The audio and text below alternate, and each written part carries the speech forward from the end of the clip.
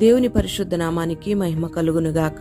అనుదిన దైవ కృపా కార్యక్రమం ద్వారా ఈ దినం దేవుని మాటలు వింటున్న దేవుని బిడ్డలైన మీ అందరికీ ప్రత్యేకమైన శుభాలు తెలియపరుస్తూ ఉన్నాం. ఈ దినం ఈ మాటలు వింటున్న మీకు ఆయన ఉన్నతమైన కృప తోడయుండునుగాక. కీర్తనల గ్రంథం 118వ అధ్యాయం 20వ వాక్యంలో, ఇది యెహోవా గుమ్మము, నీతిమంతులు దీనిలో ప్రవేశించెదరు అని రాయబడి ఉంది. మరి కీర్తనాకారుడైన దావీదు దేవుడు తన జీవితంలో ఏ విధంగా తోడయ్యున్నాడో, ఏ విధంగా క్రియ జరిగించాడో తెలియచేయడానికి దేవుడు తనకు కోటని, దేవుడే తనకు కొండని, తనకు ఆశ్రయదుర్గమని మాట్లాడుతూ ఉన్నాడు. ఆ రీతిగానే యేసయ్య కూడా ఈ లోకానికి వచ్చినప్పుడు గొర్రెల పోవు ద్వారం నేనే అని తన్ను తాను పరిచయం చేసుకున్నాడు. నా ద్వారా ఎవడైనా లోపల ప్రవేశిస్తేనే వాడు రక్షించబడతాడని దేవుడు సెలవిచ్చాడు. మరి మన ప్రభువైన యేసు క్రీస్తే మనందరికీ కూడా ద్వారమయ్యాడు. అంటే ఆయన మనకందరికీ గుమ్మంగా మార్చబడ్డాడు. మరి మన ప్రభువైన యేసయ్య మన కొరకు ప్రాణత్యాగం చేసి ఉండకపోతే మనిషికి జీవం ఉండేది కాదు. మనుషులందరూ కూడా నశించిపోయి ఉండేవాళ్లు. అందుకే మన ప్రభువైన యేసయ్య ఈ లోకానికి శరీరధారిగా ప్రత్యక్షమయ్యాడు. మరి మనం ఆరాధిస్తున్న దేవుడు మనకు 3 విధానాలుగా కనబడుతూ ఉన్నాడు. ఆయన తండ్రిగా ఈ సర్వసృష్టిని సృజించాడు. ఆ రీతిగానే సమస్త మానవాళికి కావలసిన అవసరతలన్నిటినీ కూడా సృజించాడు. అంతేకాకుండా ఆయన కుమారునిగా తను తాను ప్రత్యక్షపరుచుకుని నశించిపోతున్న మానవాళి రక్షణ కొరకు తన పరిశుద్ధ రక్తాన్ని చిందించి మనందరి కొరకు ప్రాణం పెట్టాడు. నశించిపోతున్న మనమందరము కూడా మరలా దేవుని యొద్దకు చేరాలని, దేవుడిచ్చే దీవెనలు పొందుకోవాలని, వాటిని అనుభవించాలని, సదాకాలం మనం దేవునితో కలిసి జీవించాలని దేవుడు మనకు అవకాశం ఇచ్చాడు.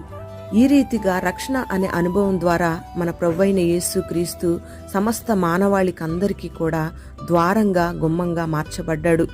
మన పుణ్యాల మీద, మన పాపాల మీద ఆధారపడకుండా యేసయ్య తన ఉచితమైన రక్షణ పొందడానికి మనకందరికీ కూడా దేవుడు కృపను అనుగ్రహించాడు. మన అపరాధముల చేత, పాపముల చేత చచ్చిపోయిన మనల్నందరినీ కూడా ఆయన రక్తము ద్వారా మనల్ని రక్షించుకున్నాడు. మునుపు దూరస్థులమైన మనల్ని యేసు రక్తము ద్వారా సమీపస్తులుగా మార్చుకున్నాడు. ఎవరైతే క్రీస్తునందు ఉంటారో వాళ్ళు నూతన సృష్టిగా మార్చబడతారు.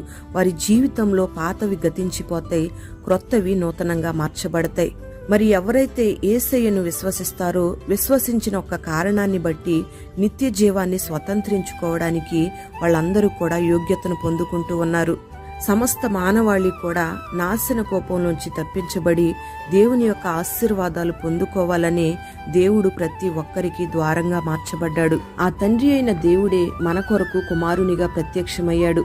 సమీపింపరాని తేజస్సులో నివసించే అమరత్వం కలిగిన ఆయన పాపభూయిష్టమైన ఈ లోకంలో అడుగుపెట్టాడు. ఆత్మస్వరూపి అయిన దేవుడు రక్త మాంసాలలో పాలివానిగా మార్చబడ్డాడు.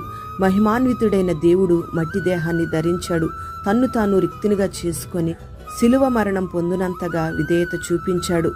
మరి నక్కలకు బొరియలు, ఆకాశ పక్షులకు గూళ్లు ఉన్న మనుష్య కుమారుడు తలవాల్చుకోవడానికి స్థలం కూడా లేకుండా పోయింది.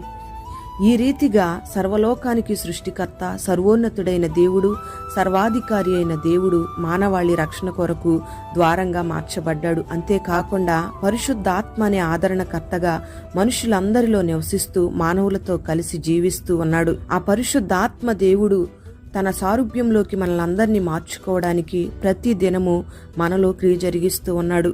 ప్రియ దేవుని బిడ్డ, ఈ మాటలు వింటున్న నీవు ఏ ద్వారం దగ్గర నిలబడి ఉన్నావు? ఏ ద్వారంలో ప్రవేశిస్తున్నావు? ఒకసారి ఆలోచన చేసుకోవాలి.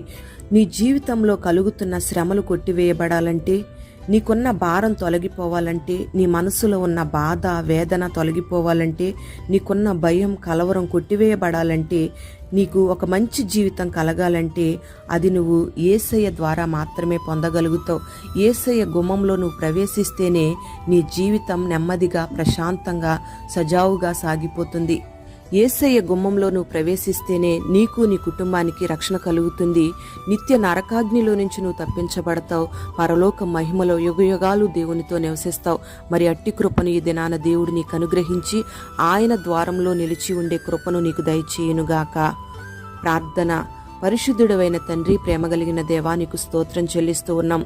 ఈ దినం ఈ మాటలు వినని బిడ్డలు మీరు ఆశీర్వదించండి. నేనే గొర్రెల ద్వారం అని మీరు సెలవిచ్చారు. నిజంగానే మా కొరకు లోకరక్షకునిగా, మా పాపాల నుంచి మమ్మల్ని విమోచించే రక్షకునిగా మాకు ద్వారంగా మీరు మార్చబడ్డారు. పరలోక మార్గాలను మీరు సరళం చేశారు. నీ బిడ్డలందరూ కూడా నీ ద్వారంలో ప్రవేశించేటట్లుగా మీరు సహాయము చేసి మహిమ మీరు పొందుకొని బిడ్డలందరినీ ఆశీర్వదించమని యేసు నామములో అడుగుచున్నాము తండ్రి. ఆమేన్.